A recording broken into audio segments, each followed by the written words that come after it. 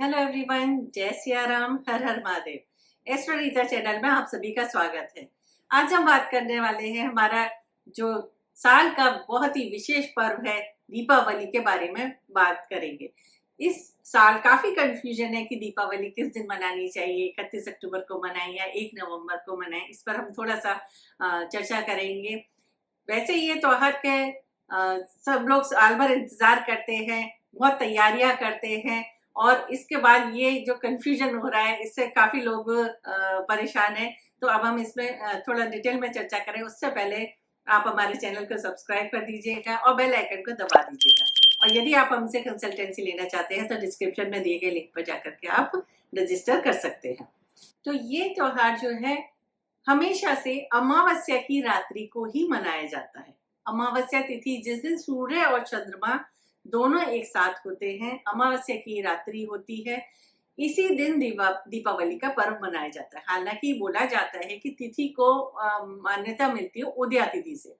उदया तिथि 1 नवंबर को हो रही है, लेकिन 31 अक्टूबर को अमावस्या के का प्रवेश जो है, अमावस्या तिथि का प्रवेश जो है दोपहर के 3:52 पर शुरू हो रहा है और अगले दिन यानी कि 1 नवंबर को 6:16 तक अमावस्या की तिथि रहेगी। तो इस वजह से हम जो कि त्योहार अमावस्या की रात्रि का मनाया जाता है, तो दिवाली बहुत ही विशेष पर्व है। तो हम माँ लक्ष्मी का आह्वान जो रात्रि में करते हैं, तो हमें ये दीपावली का पूजन जो है 31 अक्टूबर को करेंगे।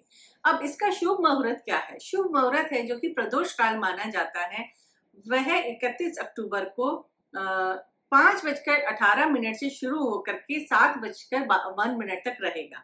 और इसमें भी अगर हम स्थिर लगन में पूजा करते हैं तो वो बहुत ही शुभ मानी जाती है। तो वृषभ लगन जो है, जो कि स्थिर लगन है, उसका जो समय है, उसका ड्यूरेशन इस प्रदोष काल में रहेगा, वह रहेगा 6:07 से लेकर के 8:03 तक। तो यह समय आपके पूजन के लिए बहुत ही शुभ है। और इसके बाद जो सिंह लगन आएगी, जो कि स्थिर लगन मानी जाती है, वह भी आपको रात्रि में मिलेगी।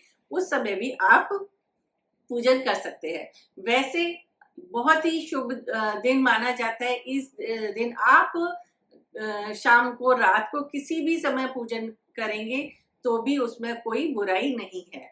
अब हम बात करते हैं धनतेरस की, क्योंकि ये त्योहार 5 दिन का त्योहार मनाया जाता है, जिसमें कि पहले दिन धनतेरस होती है, दूसरे दिन नरक चतुर्दशी होती है, फिर दीपावली का पूजन होता है, उसके अगले दिन गोवर्धन पूजा होती है और 5वें दिन हम भाई दूज को मनाते हैं।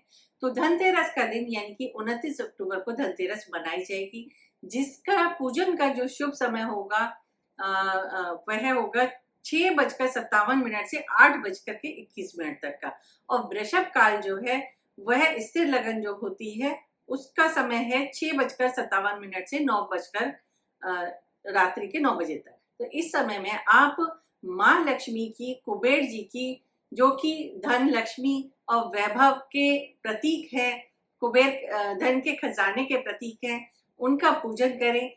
और इस दिन जो है भगवान धन्वंतरी का भी जयंती मानी जाती है, जो कि आयुर्वेद के गॉड कहे जाते हैं। तो आप अगर धन्वंतरी देव की भी पूजा करेंगे तो आपके स्वास्थ्य की रक्षा होगी, आपका स्वास्थ्य अच्छा रहेगा, आपके यहाँ धन धान्य बढ़ेगा और आपको स्थायी संपत्ति की प्राप्ति होगी। अब धनतेरस वाले दिन काफी लोग सोचते हैं कि हमें सोचते हैं या लेते हैं कि हमें गोल्ड खरीदना है, हमें कोई वस्तु खरीदनी है। तो उसके लिए भी आपके लिए शुभ समय जो रहेगा वह 29 अक्टूबर की शाम को 6:30 बजे से लेकर के 8:15 तक आप खरीदारी कर सकते हैं। और आप इस पूरे दिन में भी अगर कुछ और इसके अलावा भी आप कोई गैजेट्स खरीद सकते हैं, कोई और मेटल खरीद सकते हैं, किसी और मेटल से बनी हुई चीजें, चाहे वो कॉपर की हो, सिल्वर की हो या पीतल की हो, आप उसके बर्तन यूटेंसिल्स वगैरह खरीद सकते हैं। आप कार इस दिन खरीद सकते हैं, लैपटॉप है, मोबाइल है और कोई भी गैजेट्स आप इस दिन, बहुत ही शुभ दिन माना जाता है धनतेरस का दिन। इस दिन आप अपने घर में ऐसी चीजें, वस्तुएं लेकर आएंगे तो आपके यहाँ स्थायित्व रहेगा उन चीजों को, आपकी चीजें स्थायी रहेंगी और आपकी धन संपत्ति भी स्थायी रहेगी और आपका स्वास्थ्य भी जो है वह अच्छा रहेगा। अब बात करते हैं कि उसके अगले दिन जो है नरक चतुर्दशी आती है, जिसको कि काली चौदस या रूप चौदस भी कहा जाता है। इस दिन भगवान कृष्ण ने नरकासुर का वध किया था, इसलिए इसको नरक चतुर्दशी कहा जाता है। इस दिन आप अपने घर के एंट्रेंस पर सरसों के तेल का एक बड़ा दीपक जलाएं, क्योंकि ये दीपक जो है यमराज के नाम का जलाया जाता है। इस दीपक को जलाने से हमारे घर में अकाल मृत्यु का प्रवेश नहीं होता है और इससे बचाव होता है। इस दिन आप ओम नमो भगवते वासुदेवाय मंत्र का जाप करें और श्री कृष्ण जी की पूजा व अर्चना करें, क्योंकि इस दिन श्री कृष्ण भगवान ने नरकासुर का वध किया था। अब बात करते हैं दीपावली के पूजन की। दीपावली के पूजन में आप जहां लक्ष्मी जी और गणेश जी की विधि विधान से पूजा करेंगे, उसके साथ ही अगर आप लक्ष्मी प्राप्ति के लिए पूजा कर रहे हैं तो आपको श्री सूक्तम का पाठ करना चाहिए। जितनी देर आप उस पाठ को कर सकते हैं, जितनी बार आप वो पाठ कर सकते हैं, वो आपके लिए बहुत ही अच्छा रहेगा। और इस दिन जब आप भगवान गणेश जी व लक्ष्मी जी की पूजा करते हैं, उसके बाद आप आरती ना करें, क्योंकि कई लोग जो है वो आरती करते हैं। आरती हम जब करते हैं जब हमें भगवान को विदा करना होता है। और दीपावली का दिन इतना शुभ है जहां हम लक्ष्मी का आह्वान करते हैं, हम पूरी रात्रि आह्वान करते हैं, हम अपने घर में लाइट्स जलाते हैं, दिए जलाते हैं और चारों तरफ रोशनी होती है। हर घर के हम दरवाजे खुले छोड़ते हैं कि हमारे घर में लक्ष्मी पधारेगी। तो हमें इस दिन आरती नहीं करनी होती है। तो दीपावली वाले दिन आपको आरती नहीं करनी है। और अगले दिन आपको 1 नवंबर को, जब क्योंकि उस दिन दीपावली शाम के यानी कि अमावस्या तिथि है, वो शाम को 6:16 तक है।